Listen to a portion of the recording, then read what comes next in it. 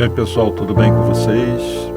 É um prazer muito grande estar aqui novamente nesse programa falando de Espiritismo, que vai ao ar toda terça-feira às 20h30, que vocês podem assistir gravado também no YouTube, no Facebook, e eu assisti diretamente ao vivo pela rádio, no link que está aí abaixo.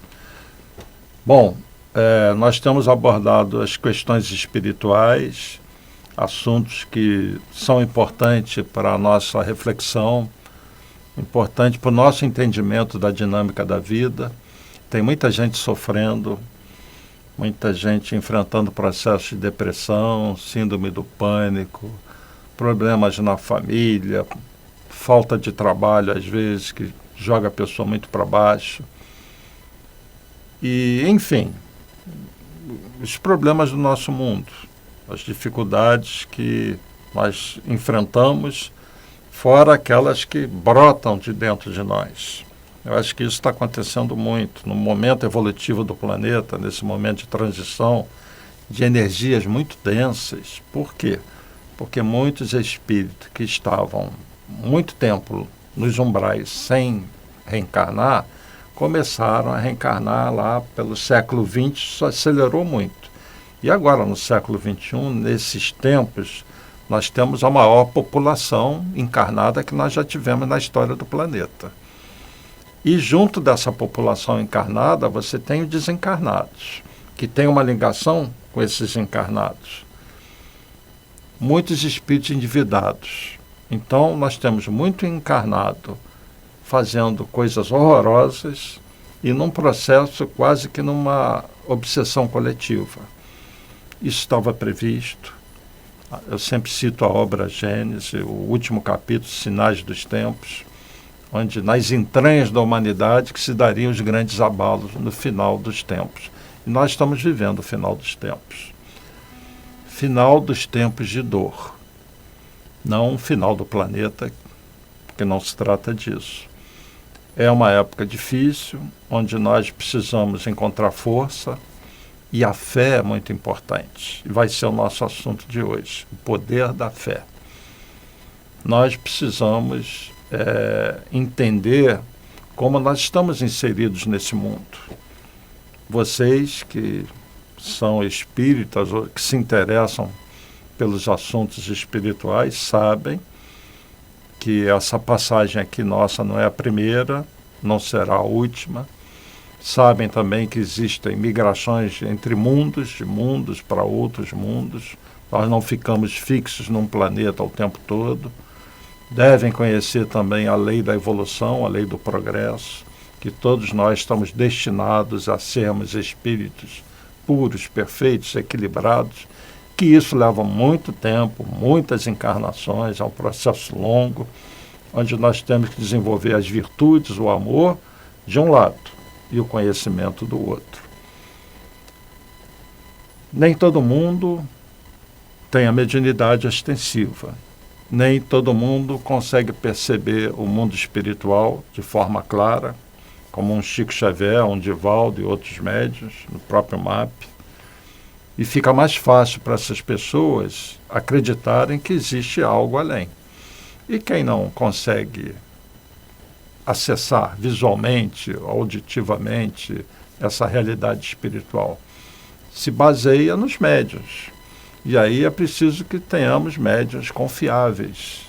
Daí a importância de Chico Xavier, do trabalho que ele fez. Então, Chico Xavier, por exemplo, ele veio, a gente sabe que ele teve curso primário, não se aprofundou nos estudos, teve uma infância difícil, a mãe se foi muito cedo, Maria João de Deus, uma madrasta que o maltratava, depois passou para as mãos de outra que o tratou bem, mas uma infância pobre, muito difícil, e a mediunidade sempre presente com ele. Isso criou uma série de problemas para ele, uma série de problemas, até ele começar a chegar àquele ponto onde ele, em contato com o Espírito Emmanuel, foi informado da sua missão, e ele começa então a elaborar aquelas obras que era a grande missão dele, vários livros, né? Então, Chico Xavier, ele, pelo nível de conhecimento que ele tinha, de escolaridade, ele não poderia produzir as obras que ele produziu.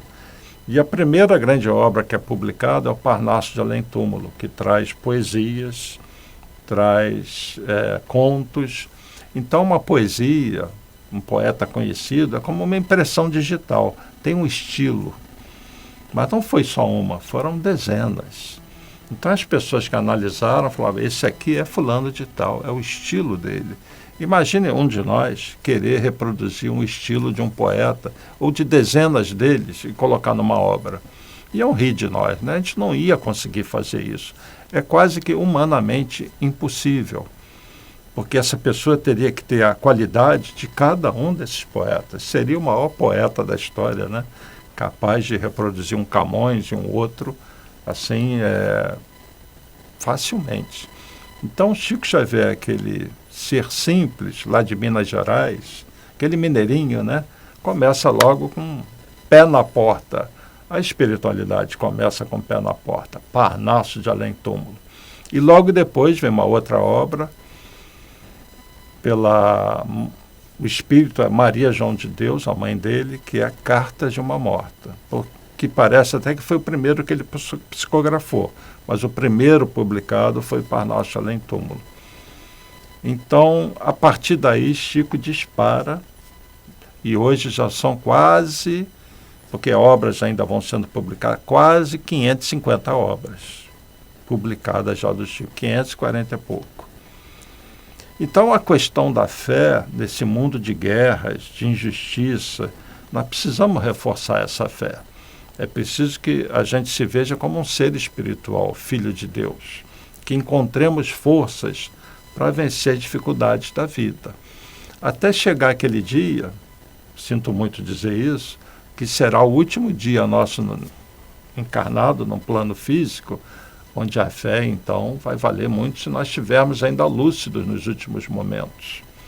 Porque quem não tem fé, quem não acredita em nada, fica imaginando como deve ser duro, triste, partir desse mundo não acreditando em nada.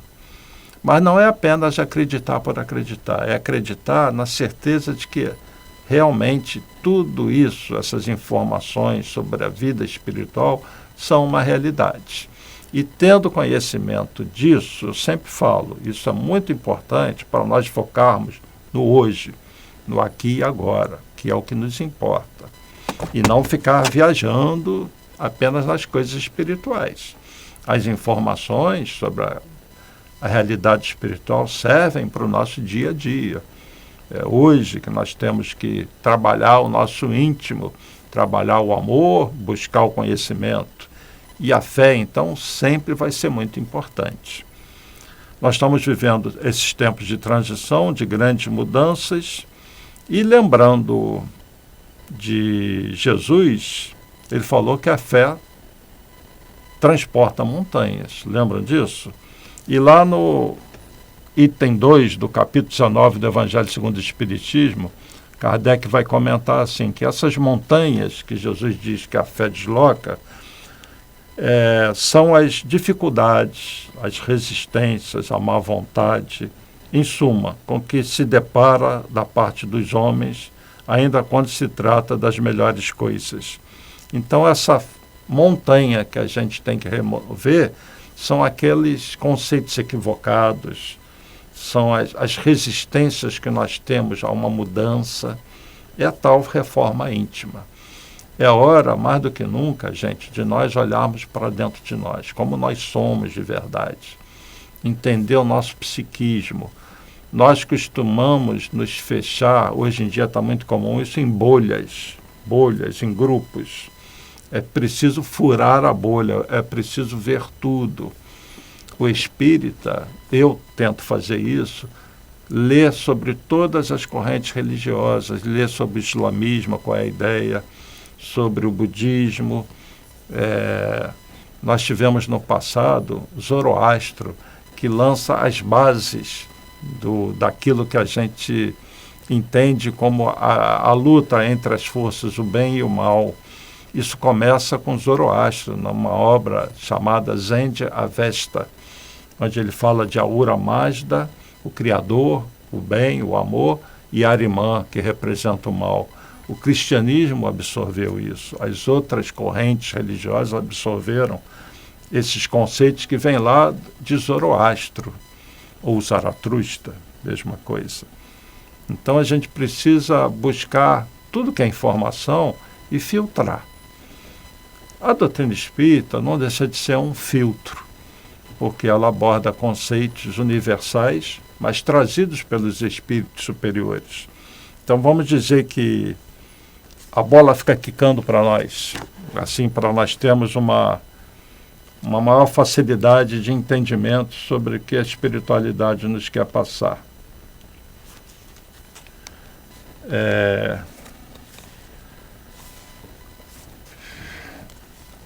A fé religiosa, vou ler aqui do Evangelho segundo o Espiritismo, o capítulo A Fé Transporta Montanhas.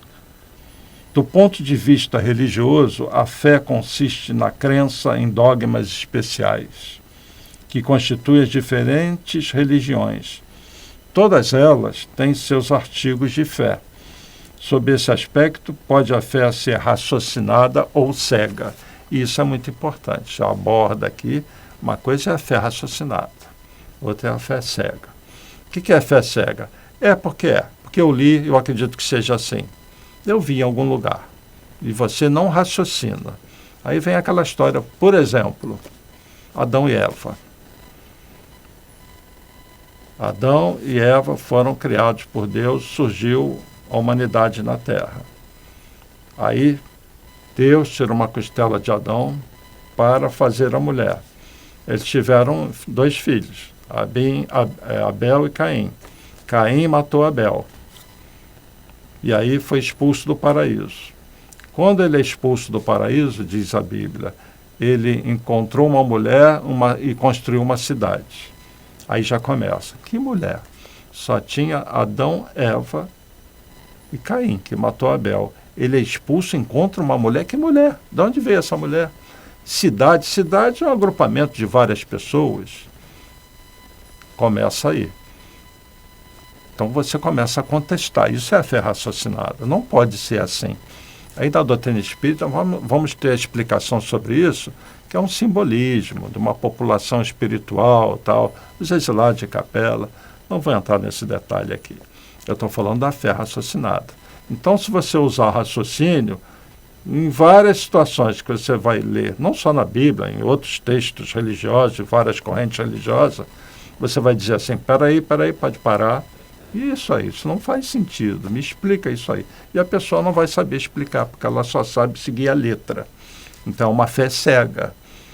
Na doutrina espírita, os espíritos falam, contestem à vontade. E Kardec foi um grande contestador. Ele faz perguntas para os espíritos e, às vezes, não satisfeito com uma resposta, mais à frente, ele perguntava a mesma coisa de maneira diferente, para ver se a resposta não ia destoar. E não destoava nunca. E, às vezes, ele levava até um puxão de orelha com carinho. Olha, você já me perguntou isso antes. Vou repetir para você em outras palavras. E aí era dada a explicação. Então, vamos lá. Nada examinando, a fé cega aceita sem verificação, assim o verdadeiro como o falso. E a cada passo se choca com a evidência e a razão.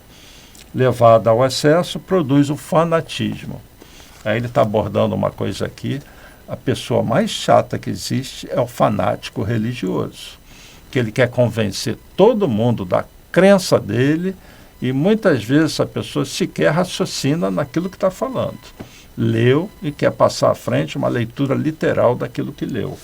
Então, a fé cega leva ao fanatismo. Em assentando no erro, cedo ou tarde desmorona. Somente a fé que se baseia na verdade garante o futuro, porque nada tem a temer do progresso das luzes, dado que o que é verdadeiro na obscuridade também o é a luz meridiana. Cada religião pretende ter a posse exclusiva da verdade. Preconizar a alguém a fé cega sobre um ponto de crença é confessar-se impotente para demonstrar que está com a razão. Então, nesse capítulo do Evangelho, é falada da fé raciocinada e a fé cega. A fé raciocinada, por se apoiar nos fatos e na lógica, nenhuma obscuridade deixa. A criatura, então, crê porque tem certeza. E ninguém tem certeza senão porque compreendeu. Eis porque não se dobra. Essa frase agora é muito importante. Fé inabalável só o é a que pode encarar de frente a razão em todas as épocas da humanidade. O conhecimento evolui, novas verdades são reveladas, então a fé inabalável é aquela que enfrenta a razão em todas as etapas da evolução, em todas as épocas da humanidade. E a doutrina espírita veio basicamente pelo Livro dos Espíritos em 1857, enfrentando a ciência, enfrentando tudo, e ao contrário de ser confrontada ou ser desmentida, é o contrário que acontece. Ela confirma as informações da ciência, confirmam o que está lá no Livro dos Espíritos. Coisas sobre a matéria, coisas até de cunho técnico, científico. Então, é uma obra além do seu tempo, que atesta a elevação do conteúdo dessa obra. E aí nós temos a mediunidade. Aí faz toda a diferença, né? Então, hoje, não é só Chico Xavier, Divaldo, eles são os conhecidos, que a gente toma como referência. Chico, Divaldo, Dona Ivone Pereira, o Carlos Bacelli, tantos outros que tem por aí, né? Médiuns conhecidos, confiáveis. Mas os médiuns que estão nas casas espíritas, às vezes até na casa de um de vocês, na família de vocês, pessoas que veem os espíritos, que desdobram, que contam coisas, né?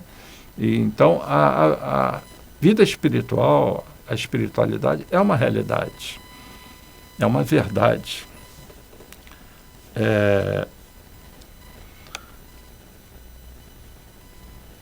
Existe uma passagem de Paulo de Tarso, onde ele vai falar da fé, da esperança e do amor, da caridade.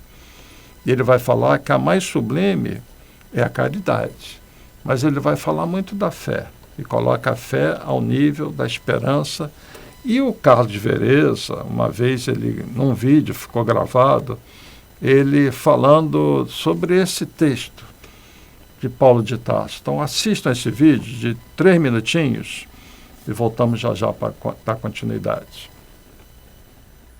Ainda que eu fale todas as línguas dos homens e dos anjos, ainda que eu fale todas as línguas dos anjos e dos homens, Beethoven, se eu não tiver amor, serei apenas um bronze que ressoa, um sino que retine. Ainda que eu possua o dom das profecias, saiba todas as ciências, ainda que eu possua um tamanho grau de fé que me permita remover montanhas, se eu não tiver amor, eu nada serei. Ainda que eu distribua meus bens entre os pobres e deixe então o fogo consumir o meu corpo, nenhum proveito tiro se eu não tiver amor.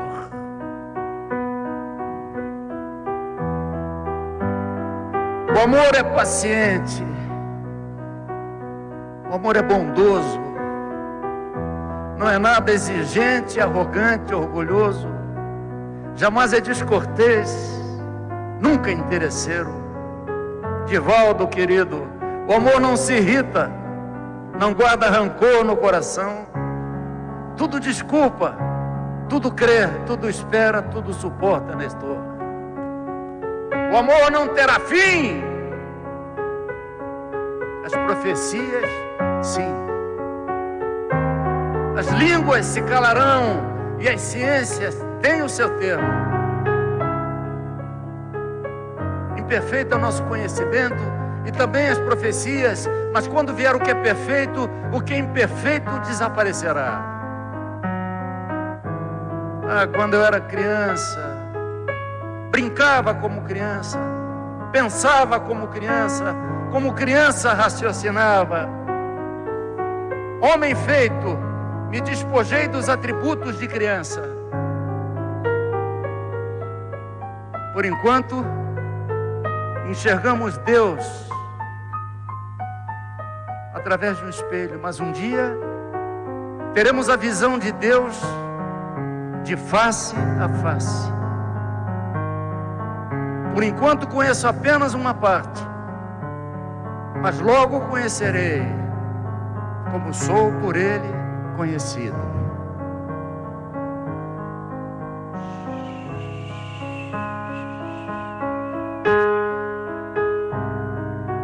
Temos agora a fé, a esperança e o amor. Mas dos três, o mais excelente é o amor. Então esse vídeo em que o Vereza fala da fé, esperança, caridade, ou amor, né? Caridade, ou alguns textos, amor no outro, é a mesma coisa. Ele coloca o amor, a caridade acima da fé e da esperança. Por que eu coloquei esse texto? É que muita gente, em algumas crenças hoje, falam que a fé é que salva. Ela conduz a um momento onde vai ocorrer a salvação. O que é a salvação? É o momento em que você se integra com Deus, se vê como um ser espiritual e você entende que você está submetido a essas leis de Deus e procura trabalhar intimamente seus conflitos, onde você realmente começa a progredir. Essa é a minha visão de salvação.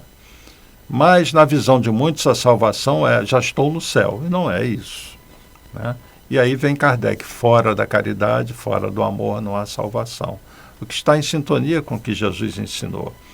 Então, muita gente acredita na tal salvação pela graça.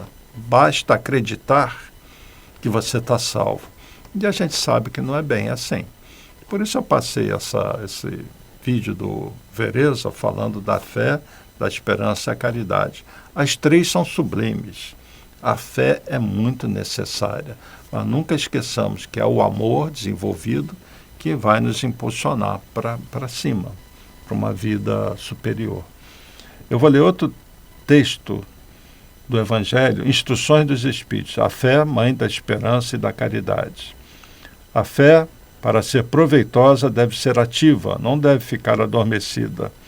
Mãe de todas as virtudes que conduzem a Deus, deve velar atentamente pelo desenvolvimento de suas próprias filhas. A esperança e a caridade são resultantes da fé. Essas três virtudes formam uma trindade inseparável.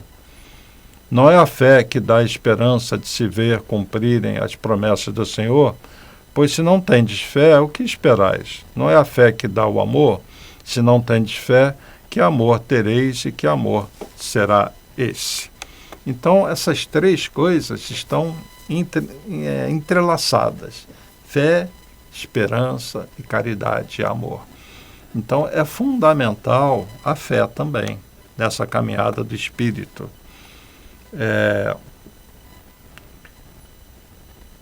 O que diz a Bíblia sobre isso? Vamos falar um pouquinho sobre isso? Então, muitos se baseiam lá num texto onde dá a entender que a fé está acima de tudo. Mas aí eu acabei de passar esse texto de Paulo de Tarso, narrado pelo Vereza, onde ele coloca o amor até acima da fé, né, como um sentimento que a gente deve desenvolver. E lá na Bíblia, nós vamos encontrar em Tiago, capítulo 2, versículos 14 a 26, o seguinte: meus irmãos, que interessa se alguém disser que tem fé em Deus e não fizer a prova disso através de obras? É Tiago, que está falando isso, apóstolo de Jesus. Esse tipo de fé não salva ninguém. Se um irmão ou irmã sofrer por falta de vestuário ou por passar fome, e lhe disserem, Procura viver pacificamente, vai aquecendo e comendo como puderes. E não lhe derem daquilo que precisa para viver, uma tal resposta fará algum bem? Assim também a fé, se não se traduzir em obras, é morta em si mesmo. Poderão até dizer, tu tens a fé, mas eu tenho as obras.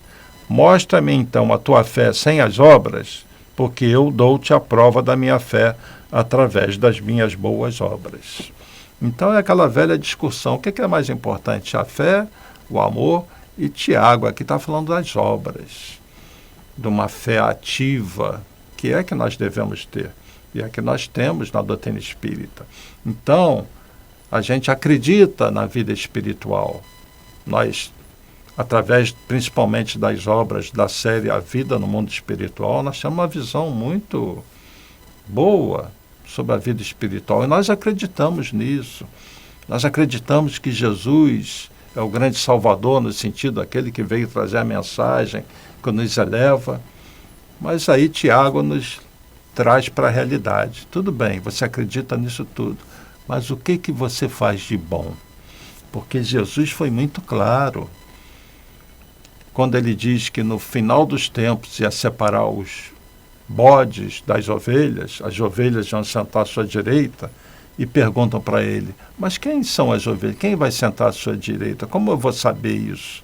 Aí ele fala assim, basicamente, tive fome e me deste comer, tive sede e me deste beber, estava nu e me vestiste, fui na prisão e foste me visitar, e etc, etc. Ele está falando das ações, das obras.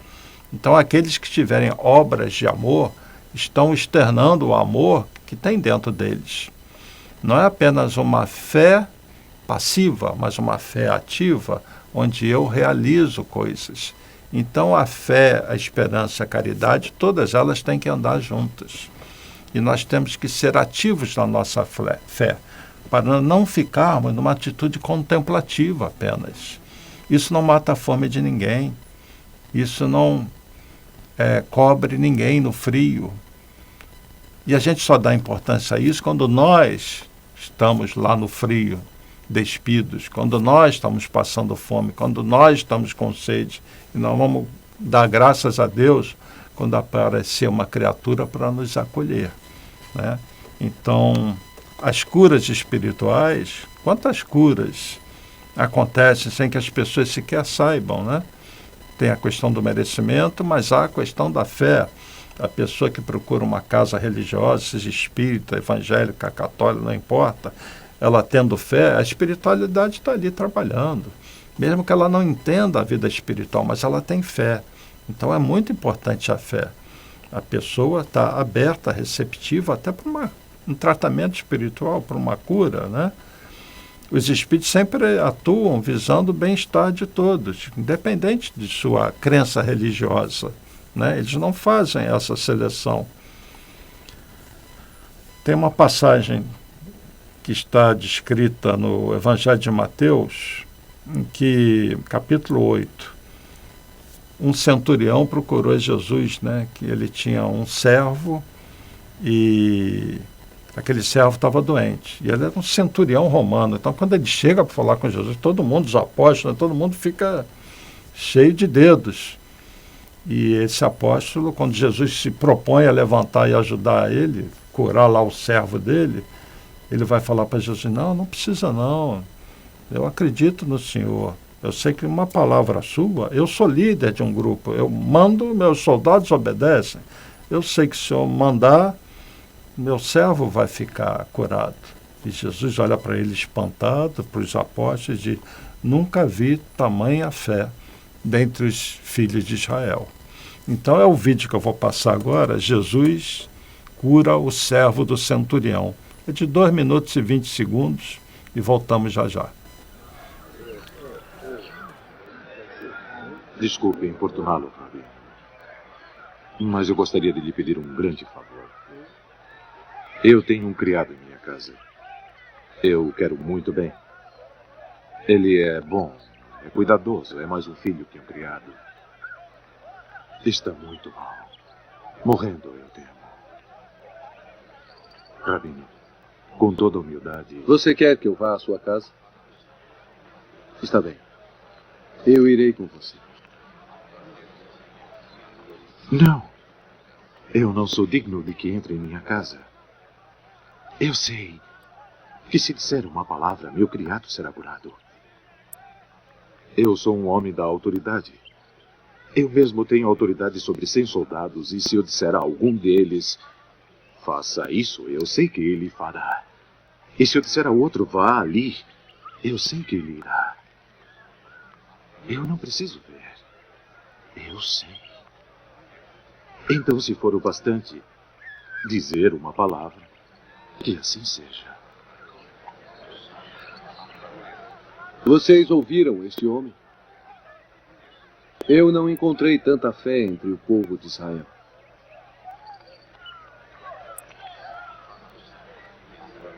Pode ir. Sua fé curou seu criado.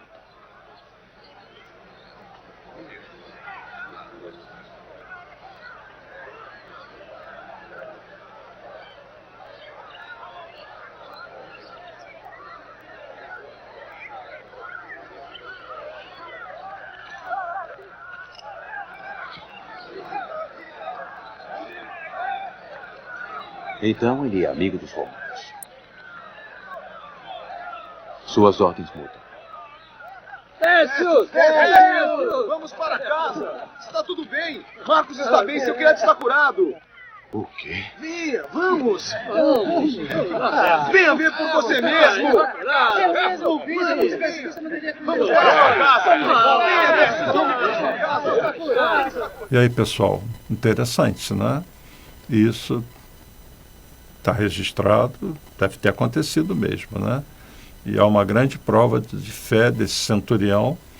Então, quando vocês forem numa casa espírita, se submeterem a um tratamento à distância, no MAP vocês vão, colocam um nomezinho, tenham fé.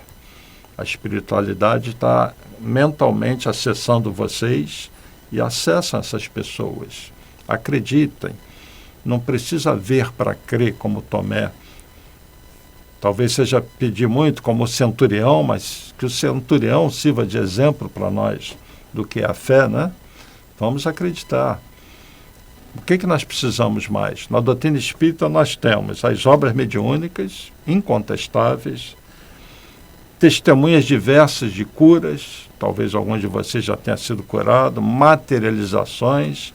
Hoje nós temos algo que é muito relatado, as experiências de quase morte, estudados pela ciência, pela medicina, vários relatos de pessoas que tiveram seu organismo todo paralisado, estavam virtualmente mortas e que de repente voltam e relatam que viram do lado de lá.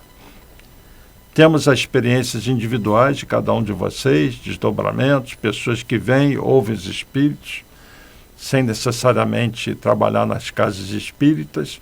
E eu vou passar num próximo vídeo algo que está se desenvolvendo muito, que é TCI. O que é TCI? Transcomunicação instrumental.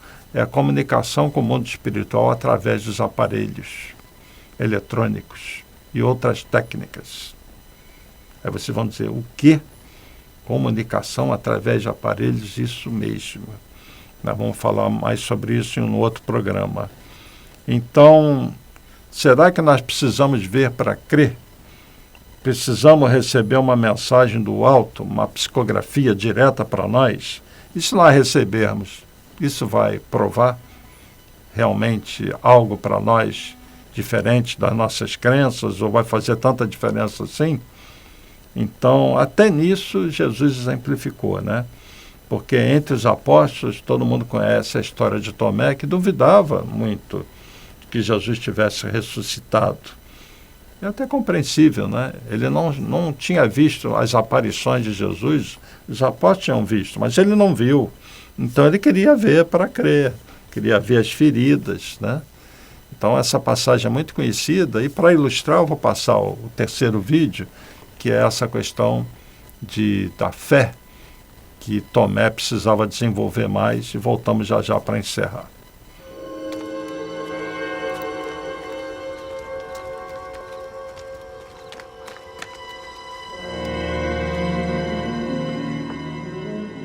Acontece que Tomé, um dos discípulos que era chamado de o Gêmeo, não estava com eles quando Jesus chegou.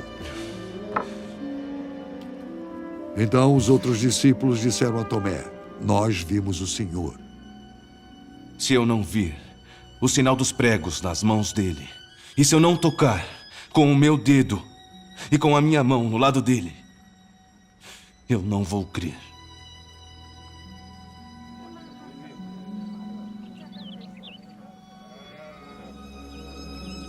Uma semana depois, os discípulos de Jesus estavam outra vez reunidos ali às portas trancadas, e Tomé estava com eles. Jesus chegou, ficou no meio deles e disse: que a paz esteja com vocês. Veja as minhas mãos e ponha o dedo nelas. Estenda a sua mão e ponha no meu lado. Pare de duvidar e creia. Meu Senhor e meu Deus.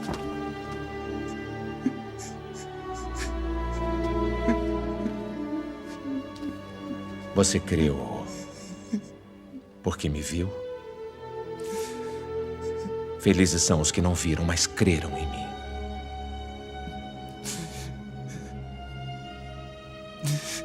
Jesus fez diante dos discípulos muitos outros milagres que não estão escritos neste livro. Mas estes foram escritos para que vocês creiam que Jesus é o Messias, o Filho de Deus. E para que, crendo, tenham vida por mim. Bom, pessoal, então esse é mais um dos vários filmes sobre a vida de Jesus, com esse ator aí que também representa muito bem o papel de Jesus, que fala: vou estar com vocês até o fim dos tempos, que é agora, viu? Então Jesus ainda está conosco, vamos acreditar. Então nós precisamos entender a importância dos ensinamentos que vêm através dos Espíritos, entender o Espiritismo como uma intervenção de Jesus no planeta para redirecionar aquilo que ele havia ensinado. É isso que é o Espiritismo. O papel do Espiritismo é reviver o Evangelho primitivo na sua mensagem original, trazendo o pensamento de Jesus através dos seus trabalhadores, né? Façam das suas vidas um período de aprendizado, nessa breve passagem que nós temos por aqui, mas preste atenção aos sentimentos de vocês, no desenvolvimento das virtudes, daquilo que Jesus destacou no Sermão da Montanha, né? Que ele resumiu na palavra amor. É o que nós precisamos para nós sermos salvos, para nós caminharmos com mais velocidade rumo a esses planos de luz, de mais felicidade, e vislumbrarmos um futuro muito melhor e com a certeza de que Jesus está lá, de braços abertos, esperando por nós. E que cada um de nós sejamos, na nossa vida, no nosso lar, no nosso local de trabalho, um pontinho de luz. Por que não assumir esse compromisso com Jesus, de sermos aqueles que vão espalhar um pouquinho de luz em torno de nós, apesar da nossa pequenez, da nossa inferioridade, podemos colaborar um pouquinho mais com o Mestre nessa obra de esclarecimento, de espiritualização da humanidade. O MAP procura também cumprir esse papel. Então, que Jesus abençoe a todos, tenham fé, esperança e não se esqueçam nunca do amor. Obrigado pela atenção. Paz e bem, paz e luz, paz. Muita paz.